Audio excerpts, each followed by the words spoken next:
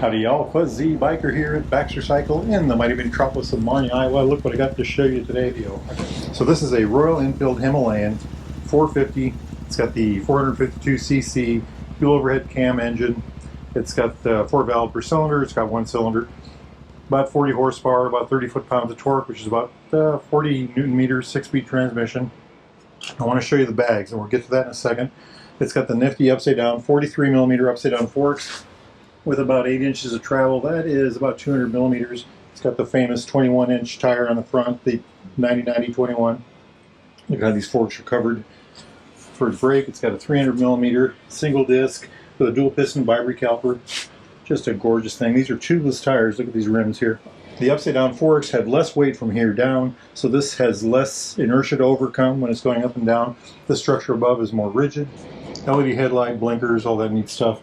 It's got the short windshield on here. I would put a WRS windshield on if this was mine. Running back this way, Royal Enfield handguards. He's got heated grips, which are going to be nice. What's neat about these grips is the on-off buttons are right through here. Isn't that neat? I like it a lot. It's got the touring seat on it. This bike has about 9 inches of ground clearance when it's on its tires. That's about 230 millimeters. Monoshock on the back with the length running this way.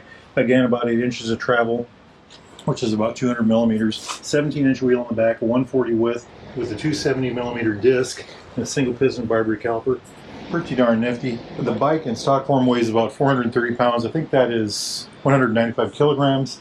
Has a 4.5 gallon fuel tank, which is 17 liters.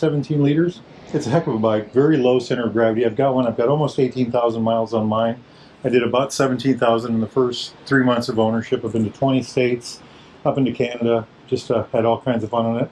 And we're going to take ours, I'm going to take mine, up to Alaska this year, 2025. So what's nifty about this one, besides all the little things I've already showed you, are these Rhino Walk bags. So check those out. They're Rhino Walk mechanic bags. They're 35 liters. They've got these bags will expand out.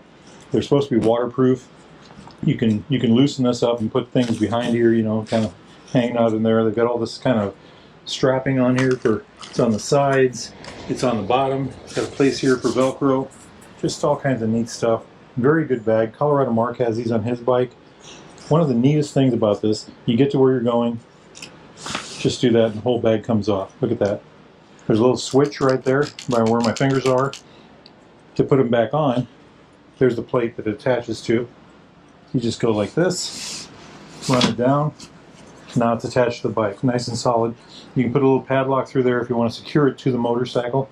Very good system. I really like those bags. Lots of room. Little D-rings everywhere too to hook things to. Hopefully we will be able to test this out later. Now up here on top, he's got this really neat, I think it's a 3055 or 3550, and that's a pretty neat bag. And so what's it got going for it? Water resistance. It's got this great big pocket in the front right here that extends down to the sides. So you can put like your whole tent in there if you want, maybe the tent pegs. It's got pockets on the side. They're kind of hard to show here, but they're right there. You can unzip this, put stuff in the bottom there. So that's on both sides. It's got these bungees here. It's got D-rings again everywhere. The molly strapping on the top. And then look at this. All kinds of room on the inside. So you unzip that. Little pouch here to keep things on. I guess that's not really a little pouch. It's pretty darn big. Now they've got the seat in there right now. Oh, here's the tag for it. It is a Rhino Walk 35 to 50 liter bag. And it's called the MT 3550. So 35 to 50 liter, right? You can get this at baxtercycle.com. Very nice bag. I do like this. I would use this on my Himalayan, except I've got a box on the back of mine, and it really doesn't fit well. It's such a big bag, it doesn't fit on my back seat anymore. But a very nice system, isn't it? So he's going to have lots of room on this thing, and very, very rugged. You know, the nice thing about bags that you can take off that easy is you take the bag off, you go into your home, throw it on the bed, load the bag up, take it out to your motorcycle, and just click it down. Get to the hotel, you do the reverse. Works very well. Let's just go ahead and take a look at the switch gear. So he's got a home button right here, flash to pass button right there, low beam, high beam, the blinkers of course, the horn right there. This is the joystick, and we'll talk about that real quick. Look at that, TFT about 5 inches across. Look right down here, I'm going to hit the joystick. Trip 1, trip 2, fuel range, fuel consumption, voltage, isn't that nice, the voltmeter, service due, engine temperature, liquid cooled motorcycle, you know. So on the outside, he's got the tachometer. Right here, he's got a fuel gauge, clock, ambient temperature, the outside temperature, gear indicator in the center, miles per hour right there, odometer right there, and then we already went through all of this. Very nice system.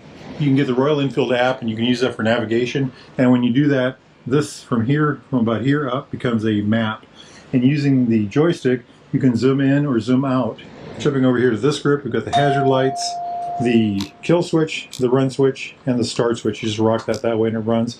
This is the mode button. This bike has standard mode and eco mode. And each one of those modes, there is so standard, no ABS on the back, or eco, no ABS on the back.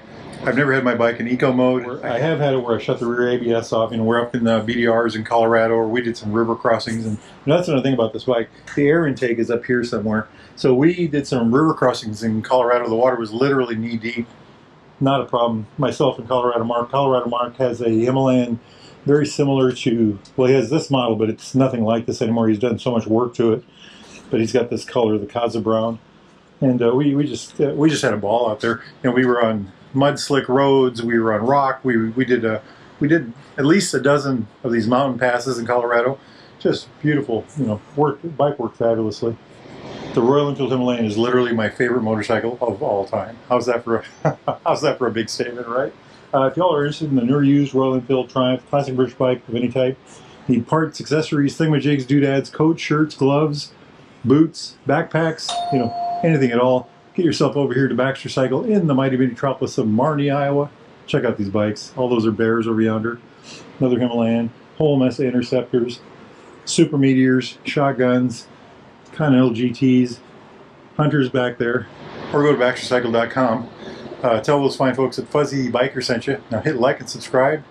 We've got about 2 degrees of temperature outside, so I'm not going to be doing any riding today, but if the weather's nice where y'all are at, get out and ride, my friends. Life is good. Wahoo! Wahoo! Ready? 1, 2, 3. Wahoo! 3. Wahoo! Wahoo!